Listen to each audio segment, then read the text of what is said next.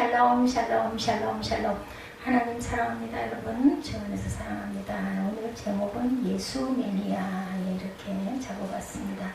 바울이 아그리빠 왕에게 드디어 전도를 하는 그런 내용이 19절부터 32절까지 실려 있습니다. 오늘 본문이 19절부터 29절인데 우리는 마지막 절까지 다 읽어봤자 얼마 되지 않기 때문에 16장 32절까지. 오늘 본문은 10절부터 29절.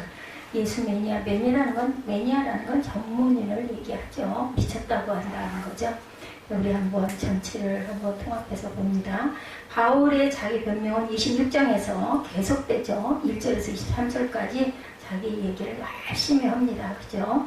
이번에는 아그리빠 왕과 많은 무리들 앞에서 바울은 생명을 건 변호를 합니다. 바울은 이 특별함을 로마로 갈 것이냐 말 것이냐 갈 그 각오를 한 거죠. 이 특별한 사람에 걸맞는 방식으로 자기가 여러 가지 서게 된 경위, 여기까지 와서 서게 된 경위를 또 다시 설명을 하죠. 외웠을 것 같아요. 바울은 아그리빠와 개인적인 대화를 통해서 아그리빠의 개인적인 믿음을 촉구합니다. 24절에서 29절이 그 내용이죠. 바울이 같이 변명한 베스터가 소리 지르죠. 뭐라고 그래요? 크게 소리내어 이르되 바울아 내가 미쳤도다. 내 많은 학문이 너를 미치게 한다. 이렇게 얘기합니다. 내가 미쳤도다. 사실은 제목을 바울아 내가 미쳤도다 이렇게 하고 싶었어요. 근데 내용을 쭉 읽어보면서 저는 그냥 그 성경 구절을 제목을 많이 잡으니까 그랬다가 바꿨습니다. 바울은 아그리빠와 개인적인 대화를 통해서 아그리빠의 개인적인 믿음을 촉구합니다. 바울의 무죄는 분명해요. 그렇지만 이제 바울은 가이사 앞에 서야 하는 일이 남아있어. 왜? 주님께서 나타나셔서 23장 11절에 너는 로마로 가야 하리라. 가서 복음을 증거해라 말씀하셨기 때문에 목표는 그거예요. 우리 예지가 시험 끝나는 날까지 가는 것처럼 바울도 그 뒤는 생각을 하지 않습니다. 목표는 하나님께서 나에게 가서 로마에 가서 너 예수를 증거하라고 했으니까 나는 가야지 이 마음을 무조건 먹고 있었기 때문에 우리가 옆에서 아무리 왜 가 이렇게 무죄일 수도 있는데 이런 말을 하는 사람이 어리석은 거죠. 순종입니다. 바울이 5번째 변명입니다. 2절에서 23절까지 아그리빠의 허락과 바울의 변호 이제 얘기해봐라 하니까 무조건 기다렸다는 듯이 시작을 하죠. 아그리빠가 바울에게 이르되 너를 위하여 말하기를 내가 내게 허락하노라 하니 이에 바울이 손을 들어 변명하되 그래서 이제 22절부터 23절까지 길게 설명을 합니다. 아그리빠의 허락을 받은 바울은 손을 들어 예의를 표하고 자기 일에 대해 변호하기 시작해서 언변이 여러 가지 외국어도 잘하고 하니까 얼마나 유창하게 말을 했겠습니까? 바울은 아그리빠가 실제로 유대인 모든 관습과 논쟁에 익숙해져 있으며 게다가 실제적으로 유대인임을 알았기 때문에 정직한 인사를 합니다. 대우를 해주는 거죠. 같은 유대인이니까. 인사말을 마치고 바울은 이제 그의 변호를 시작하죠. 이 연설의 목적은 아그리빠가 이 일에 대해서 온전하게 바르게 알도록 하는 것. 유대인에 대해서 요한복음 4장 9절에 설명합니다. 사마리아 여자가 되다 당신은 유대인으로서 어찌하여 사마리아 여자인 나에게 물을 달라 하니까 이는 유대인이 사마리아인과 상종하지 아니하느라. 그 시대에는 유대인은 절대로 그 이방인들에게 절대로 발을 붙이지 않아 사람으로 여기지 않았죠. 존경받는 통치자 사무엘상 10장 24절입니다. 사무엘이 모든 백성에게 이르되 너희는 야곱에서 택하신 자를 보느냐 모든 백성 중에 짝하리가 없느니라 하니 모든 백성이 왕의 만세를 외쳐 부르니라. 바울의 경배가 4절에 나타납니다. 내가 처음부터 내 민족과 더불어 예루살렘에서 젊었을 때 생활한 상황을 유대인이 다 아는 바라. 바울은 자신이 이스라엘 자손들의 소망을 이루기 위해 헌신적이었던 개인적인 진술을 통해서 자신의 배경을 알리는 거죠. 내가 처음부터 내 민족과 더불어 예루살렘에서 젊었을 때부터 생활하는 상황을 유대인들이 나를 다 안다 이렇게 증거합니다. 그의 젊을 때의 생활을 유대인들이 알고 있음을 말하고 그가 엄격한 바리새인의 생활을 했음을 계속해서 말합니다. 5, 6, 7절에 일찍부터 나를 알았으니 그들이 나를 알았으니 그들이 증언하리 하면 내가 우리 종교의 가장 엄한 판 따라 바리새인의 생활을 하였다고 할 것이라. 이제도 여기 서서 신문받는 것은 하나님이 우리 조상에게 약속하신 것을 바라는 까닭이니 이 약속은 우리 12지파가 밤낮으로 간절히 하나님을 받들어 섬김으로 얻기를 바라는 바인데 아그리빠 왕이여 이 소망으로 말미암아 내가 유대인들에게 고소를 당한다는 말이나 됩니까? 이 뜻이죠.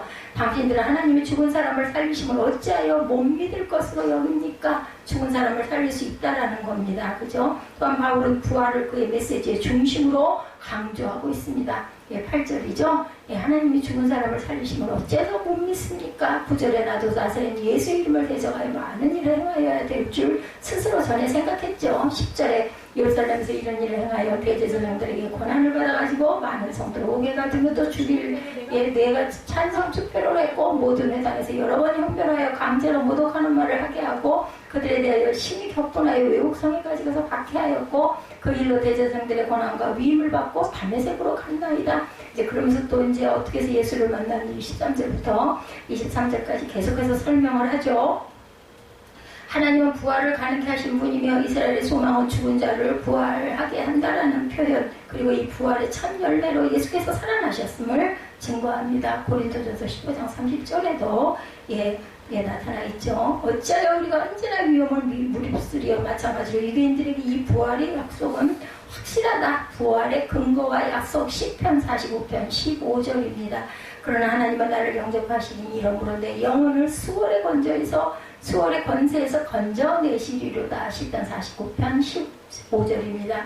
바울의 박해에 대해서 계속해서 아까 설명했죠. 유대교에 소속한 것 외에 기독교 박해도 열정적이었다. 이로 인해서 대제사장들에게서 권세를 얻어가지고 성도들을 옥에 가두고 그리스도인들을 죽일 때 찬성하였다. 여기에서 그가 투표를 했다는 것은 바울이 산헤드린 회원임을 뜻하지는 않고 산헤드린의 조치에 동의했음을 뜻했다라고 볼 수가 있습니다. 바울은 또한 그리스도인들을 체포하면 강제로 주 예수의 믿음을 부인하도록 모욕했습니다. 유대교 갈라디아서 1장 13절에 내가 이전에 유대교에 있을 때 행한 일을 너희가 들었거니와 하나님의 교회를 심히 박해하여 멸하고 이렇게 나타냅니다. 성도의 투옥에 대해서 사도행전 5장 18절 전부 다 누가가 썼죠. 갈라디아서는 바울이 썼죠. 사도들을 잡아다가 옥에 가두었다 나타나 있습니다.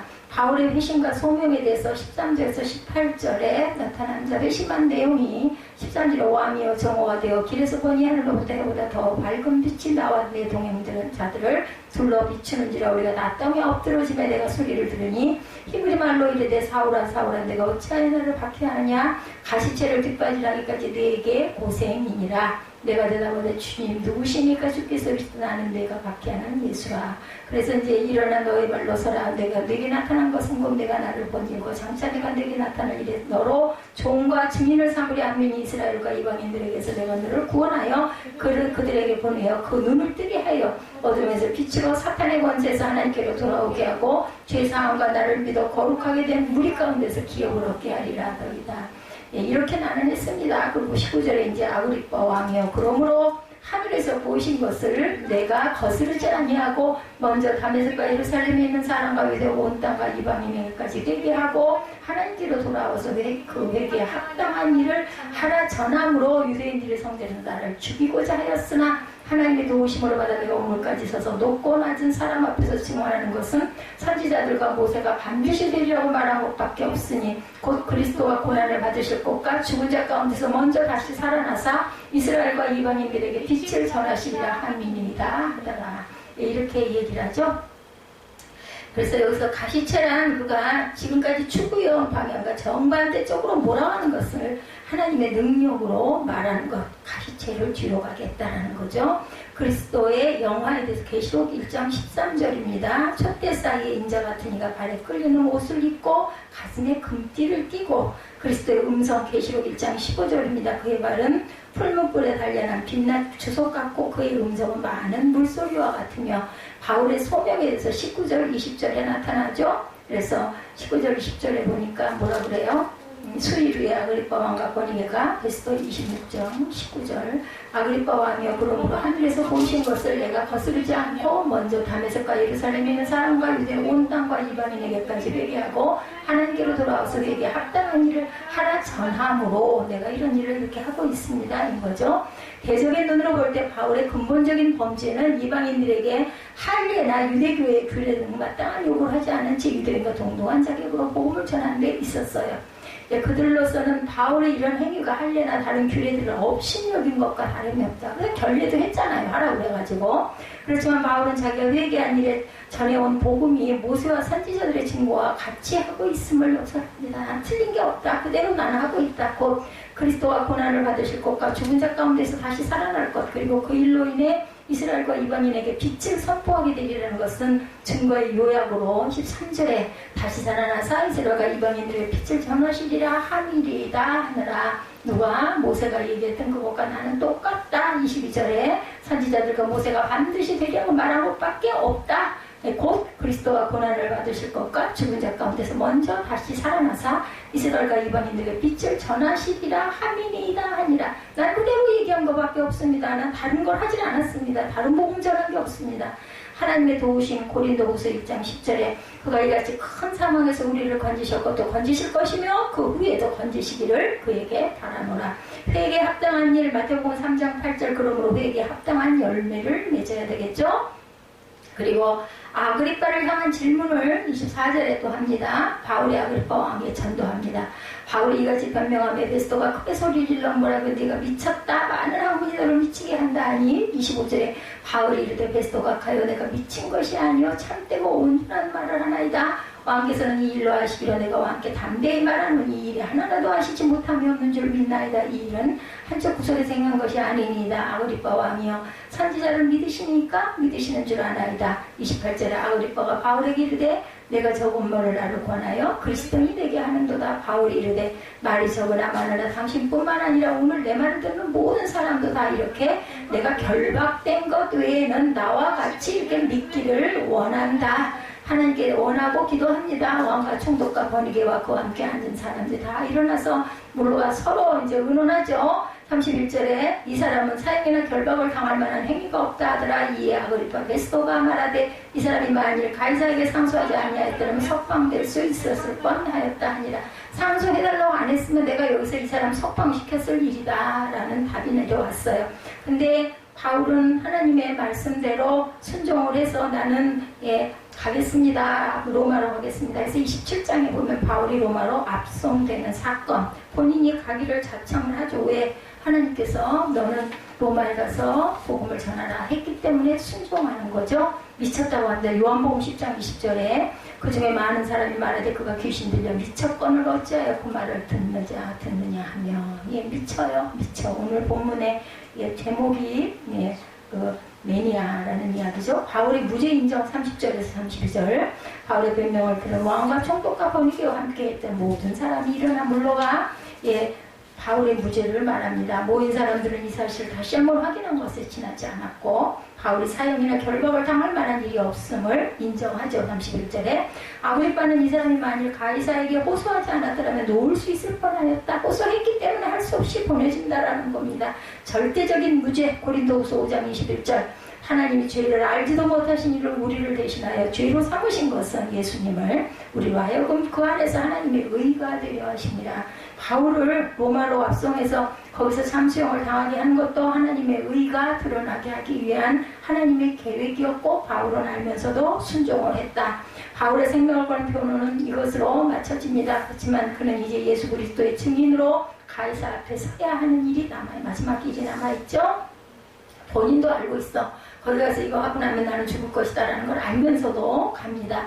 여기서 우리는 기회 있는 대로 복음을 전하고 또한 전도 대상자에게 필요한 수준에 맞춰 복음을 전하는 바울의 모습을 살필 수가 있습니다. 무죄임에도 불구하고 로마로 가야 하는 바울의 삶에서 우리는 하나님의 간섭과 섭리를 느껴야 합니다.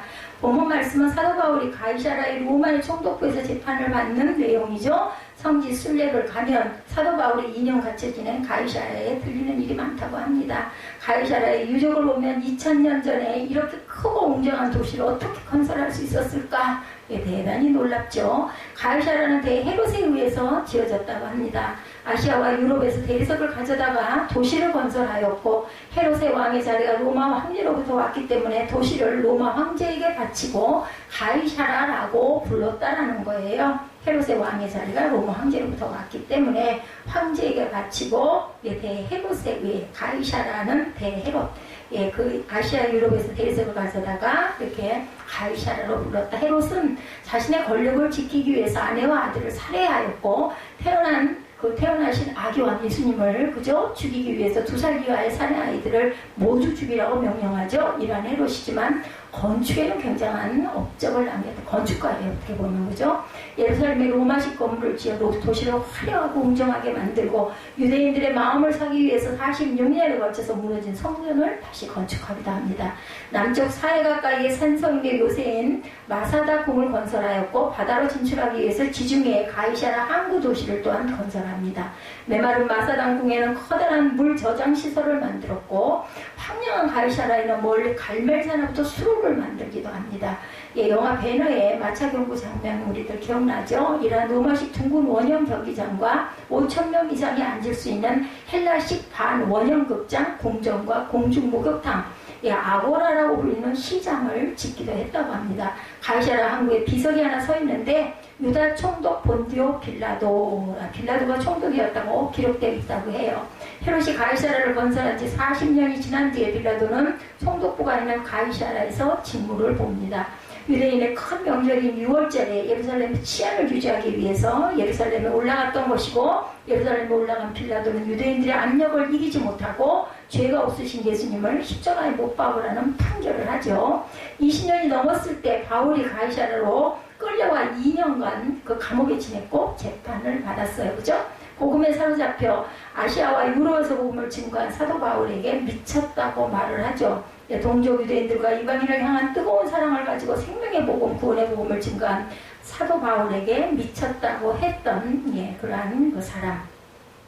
주님께서 땅 끝까지 이르러 나의 복음을 전파하라 명령과 사명을 받고 로마에 가서 복음을 전파하고 땅 끝이라고 믿었던 스페인까지 가서 복음을 증거하려는 바울에게 미쳤다라고 이야기를 합니다. 미쳤다라는 소리를 들은 바울은 그래도 자신의 목적을 이루기 위해서 가죠. 사도 바울을 향하여 너는 미쳤단 말하는데 헬라어로 마이네라는 단어라고 그래요. 미친 사람, 미치광이, 마이니안이랍니다. 마이니안. 헬라어의 마이네가 오늘날의 매니아가 되었다고 합니다.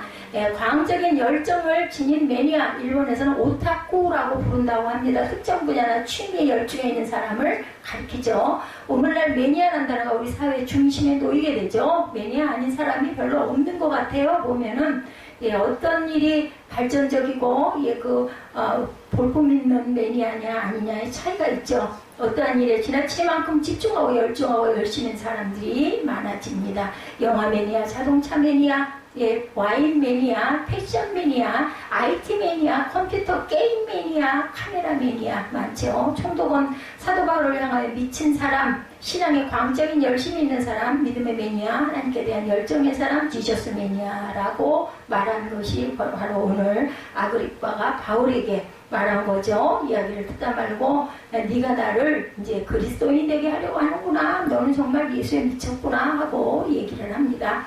사람에게 이렇게 인정을 받아요. 자신이 하나님의 사람, 예수의 사람, 사명의 사람으로 인정받아서 오히려 바울은 너무너무 기쁩니다. 총독의 말에 대해서 정말 영광스럽게 생각을 하죠. 이렇게 보여줬다니 너무너무 기쁘다.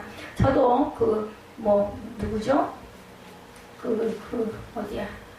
사업국장님이신가? 그 양반이 우리 집에 왔다가, 누구 어머니를 만나러 왔더니 교회에 왔다 가는 느낌, 당연히 교회거든요. 목회자이고 교회인 것 같습니다.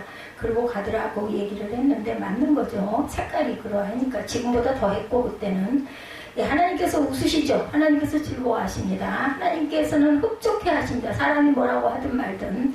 바울은 고린도후서 5장 13절에서 우리가 만일 미쳤어도 하나님을 위한 것이요 만일 정신이 온전하여도 너희를 위한 것이다 라고 외칩니다. 복음에 미친 것, 예수께 미친 것, 사명에 미친 것은 귀한 일입니다. 복된 일이고 자랑스러운 일이죠.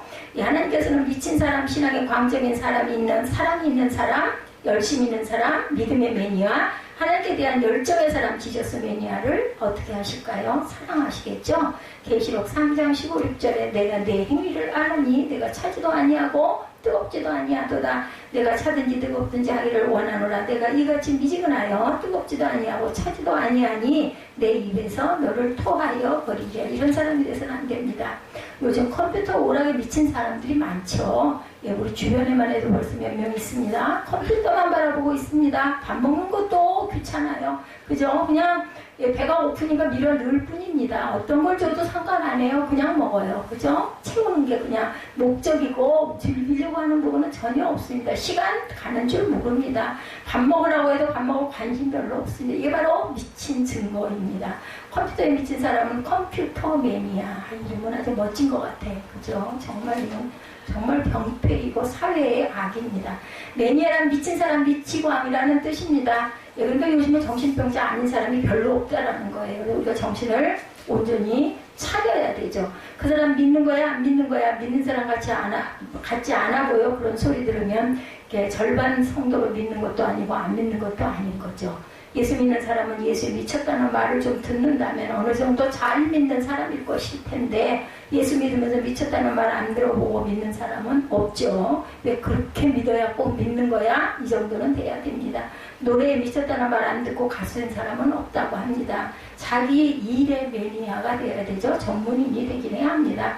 젊은 부부가 일부러 주말 부부로 지냈다고 그래요. 사업에 열중하다 보니까 회사가 그리 멀지도 않은데도 그렇게 지냈다고 합니다. 매출이 매년 2배 이상 성장하고 있었고 직원이 60명 정도였다고 그래요. 휴대폰 카메라에 들어가는 중요 부품을 이 회사에서 독점을 하고 있었는데 불광불급, 예, 미치지 않으면 이룰 수가 없다. 예, 김연아 선수는 스케이트장을 달린 거리가 지구 3바퀴만을 돌았다고 하죠. 3,200번 넘어졌다고 합니다. 누가 이거 세웠을까요? 권투 선수는 글러브를 끼고 자야 챔피언이 된다고 합니다. 은행가는 은행을 끌어안고 살아야 성공한다고 합니다. 그러니까 가서 전하세요. 그 하원을 끌어안고 자나 깨나 앉으나 서나 그렇게 하면은 분명히 성공할 것이야. 예배 때 하나님이 영으로 나에게 주셨어 라고. 왜냐하면 예, 바울도 미쳤으니까 당신도 미치면 성공하고 싶어? 그럼 미쳐. 예, 다른 거 다 하지 말고 그 기업만 끌어안고 어떻게 하면 내가 이거 성장을 시킬까 여기에 미치라고 하십시오. 정주영 씨는 자기 일의 매니아였죠. 새벽 3시에 일어나 창문을 열고 태양아 빨리 좀 떠라 하고 소리를 쳤다고 합니다. 혹시 도박에 미친 사람, 주식에 미친 사람 있죠? 우리 주변에. 매니아는 광기, 열광, 어떤 일에 열중하는 사람. 내가 자기를 능숙한 사람을 보았느냐 이러한 사람은 왕 앞에 설 것이요 천한 자 앞에 서지 아니하리라. 잠언 22장 29절입니다. 대수롭지 않은 사람과 섞이지 않는다라는 뜻이죠. 자기 일에 능숙한 사람은 자기 일에 미칩니다. 내가 어떻게 외삼촌을 섬겼는지 어떻게 외삼촌의 가축을 쳤는지 외삼촌이 아시나이다. 내가 오기 전에 너 외삼촌의 소리가 적더니 번성하여 때를 이루었으니 내 발이 이르는 곳마다 여호와께서 외삼촌에게 복을 주셨나이다. 그러나 나는 언제나 내 집을 세우리까. 누가? 예, 야곱이 외삼촌 라반에게 이렇게 고백하죠. 창세기 30장 29절에서 30절입니다. 야곱은 7년을 2번 14년간 열심히 일하죠. 어떻게 외삼촌을 섬기고 어떻게 가축을 쳤는지 당신은 아십니다. 자기 업적을 떳떳하게 말합니다. 12사도가 모든 제자를 불러 이르되 우리가 하나님의 말씀을 제쳐놓고 접대를 일삼는 것이 마땅치 아니하니 형제들아 너희 가운데 성령과 지혜가 충만하여 칭찬 듣는 사람 7을 택하라. 우리가 이 일을 그들에게 맡기고 우리는 오로지 기도하는 일과 말씀 사역에 힘쓰리라. 사도행전 6장 2절에서 4절 여기서 7 집사가 태어나죠. 탄생을 하죠. 초대교회의 부흥은 사도들의 올바른 선택과 결정이 있었기에 가능합니다. 사도들이 하나님의 일에 미쳤어요. 그죠? 예수님은 자기 일에 매니아이셨죠? 예수님과 그 일행으로 음식 먹을 겨를도 없었습니다. 예수의 가족들이 예수가 미쳤다는 소문을 듣고 그를 붙잡으러 나섰다는 이야기가 성경에 기록되어 있습니다. 마가복음 3장 20절에서 21절이죠. 사람들은 예수님의 성령의 열정을 가지신 것을 몰라 말을 하죠. 숭고한 영혼의 열정이 숭고한 사업을 이룰 수가 있습니다. 복음의 매니아죠. 사도 바울은 로마 총독에게 미쳤다는 말을 오늘 본문에서 듣습니다. 예, 24절에 베스도가 크게 소리내어 바울아 내가 미쳤도다 하니 바울이 이르되 베스도 가까이여 내가 미친 것이 아니오 참되고 온전한 말을 하나이다.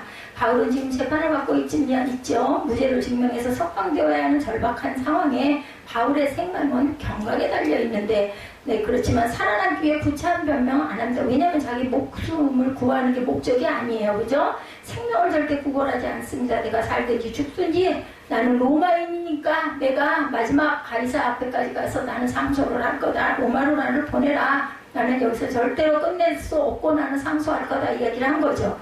어떻게 해서든지 목숨 건지려고 생각한 게 아니라 나는 하나님의 사명을 완수하고 가야 될 사명이 있기 때문에 복음만 전해지면 나는 어떻게든 상관이 없다. 아그리빠 왕이여 그러므로 하늘에서 보내신 것을 내가 거스르지 아니하고 회개하고 하나님께로 돌아와서 회개에 합당한 일을 하라고 전하죠. 그러나 내가 이날까지 하나님의 도움을 받아 낮은 사람에게나 높은 사람에게나 증언하였다. 19절에서 22절에 그는 하나님의 뜻을 거스르지 않았다라고 공포합니다. 사람들이 이치에 맞든지 안 맞든지 이해가 되든지 안 되든지 하늘의 뜻을 나는 따를 뿐이다. 담대하죠. 하나님이 계시해 주신 것을 순종하고 나는 따랐을 뿐이라는 거죠. 역사적으로 유명한 이야기가 하나 있는데 나치 독일 치하에서 정부를 비판하고 투쟁하다가 체포가 되어 8년 동안이나 감옥에서 보낸 목사님 한 분이 계셨습니다. 마틴 류뮬러 목사님, 뭐 이런 분이 한두 분이겠습니까만 어쨌든 간에 이런 분이 계셨는데 그분은 나라를 건지려면 히틀러가 죽어야 한다. 히틀러는 적 그리스도다. 2차 대전을 일으킨 장본인이다. 이렇게 생각을 했다고 그래요. 감옥에서 8년을 지내는데 얼마나 분통이 터졌겠어요. 억울하게. 2차 대전이 끝나면서 감옥에서 풀려납니다. 히틀러는 이미 죽은 뒤였다고 합니다. 목사님은 전쟁 책임 고백서라는 책을 씁니다. 모든 전쟁 책임은 누구에게 있다? 히틀러에게 있다라는 내용의 책이었어요. 근데 책을 쓰면서 반복해서 이상한 꿈을 자꾸 꾸는 거예요. 이 목사님이 꿈의 내용은 이랬다고 합니다.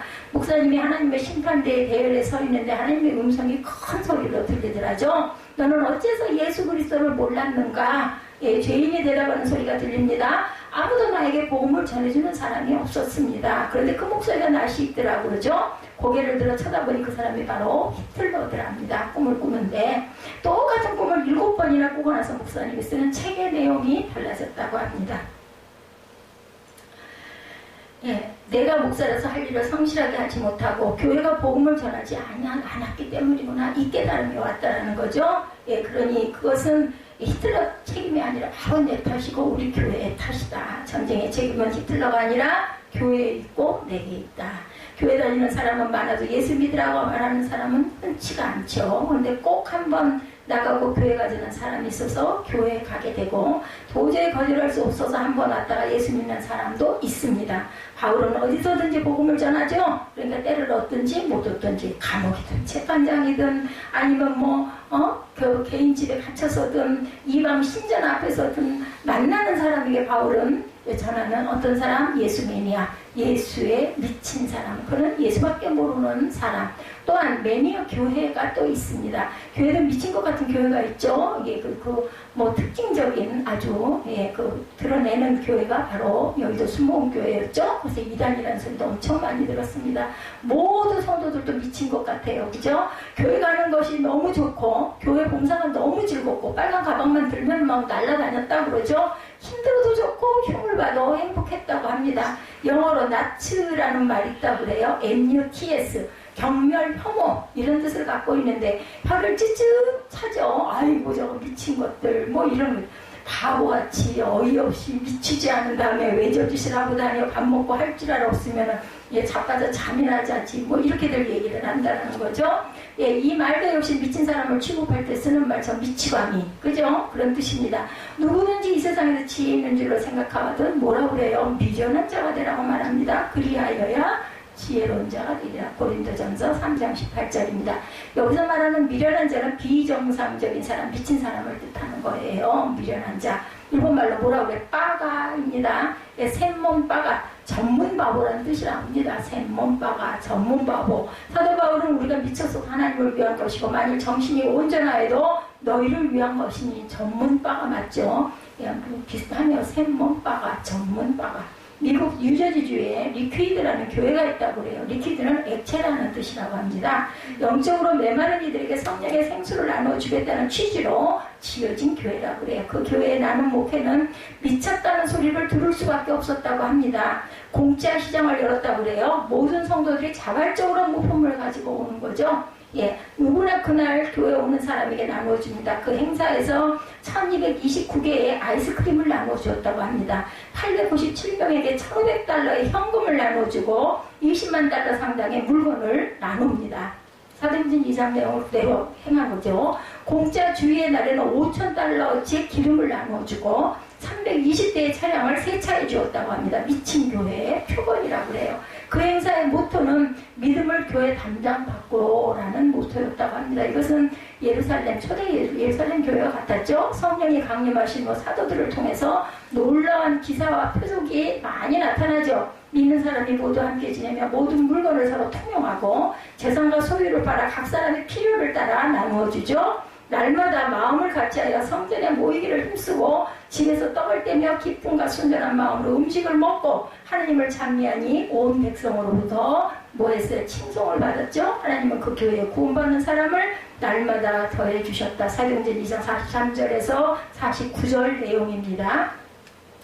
오순절에 성령이 강림하시고 일어난 것은 기독교 사회주의입니다. 내 것을 주는 운동, 그들은 매일 기쁨으로 성전에 모이고 사생활이 서로 밀접해집니다.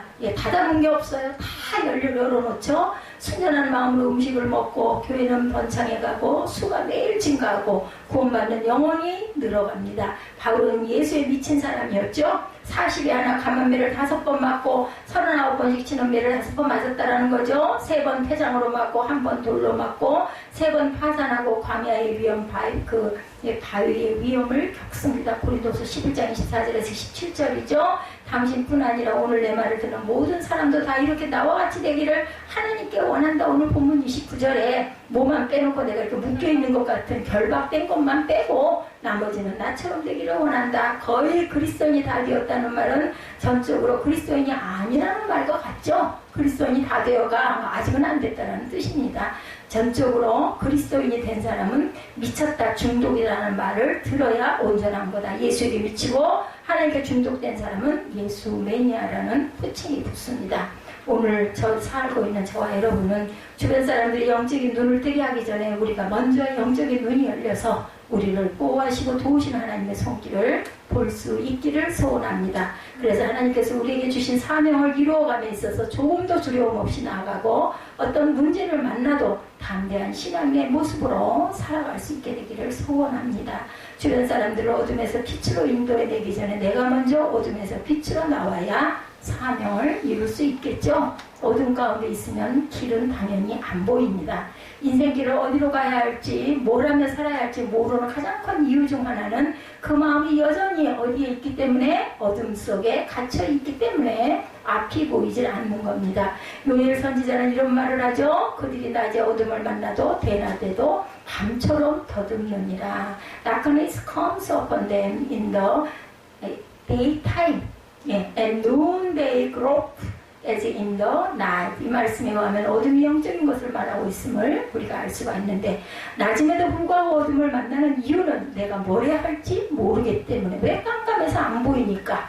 대낮임에도 불구하고 밤처럼 더듬는 이유는 내가 어디로 가야 할지 방향도 모르고 영적 어둠에 갇혀있기 때문이다. 인생길을 걸어가면서 주어진 미션, 받은 비전이 무엇인지 알고 자신의 인생길을 걸어가는 사람은 정말 행복한 사람이죠. 온 힘을 다해서 부를 노래가 있고 자기의 생명을 바칠 만한 가치를 발견한 사람은 정말 복된 사람이다. 많은 사람들이 꿈과 사명을 잃어버린 채 살아가는 이 시대죠. 주님 안에서 꿈과 사명을 재발견하시기 바랍니다. 어떤 분은 이제 와서 꿈과 사명을 찾기는 내가 너무 나이가 많이 들었다라고 생각합니다. 이런 글을 보았어요. 이 글에 의하면 저와 여러분은 지금 어디에 속하는지 한번 생각해 보십시다. 생각의 어둠 속에 갇혀 있으면 나이를 탓하고 주변 사람을 탓하고 건강을 탓하고 그 무엇인가 상황을 탓하고 삽니다. 그런 사람은 밝고 좋은 세상을 누리지를 못하죠. 이미 알다시피 비전과 미션은 비슷하지만 다르죠. 한마디로 비전은 미션이 이루어진 모습입니다. 어디로 가야 하는가? 비전은, 미션은 무엇을 해야 하는가? 왔어요. 그 다음에 나는 뭘 해야 할까? 행동을 결정하는 신념으로 무엇인가? why? 하는 그런 질문을 할 수 있는 그것이 바로 나는 이미 비전은 이루어졌어요. 미션이 이루어졌는데 내가 그럼 무엇을 하고 어떻게 가야 할까는 아직 찾지를 못한 상태. 그것이 바로 비전이다. 기독교는 열광주의죠. 그렇지 않으면 기독교는 기독교가 아닙니다. 헬라인이나 야만이나 지혜 있는 자나 어리석은 자에게 내가 빚진 자니라. 내가 만일 복음을 전하지 않으면 내게 화가 있을 것입니다. 라고 이렇게 말하는 바울의 고백이 저와 여러분의 모든 고백이 되시기를 주님의 이름으로 축복합니다.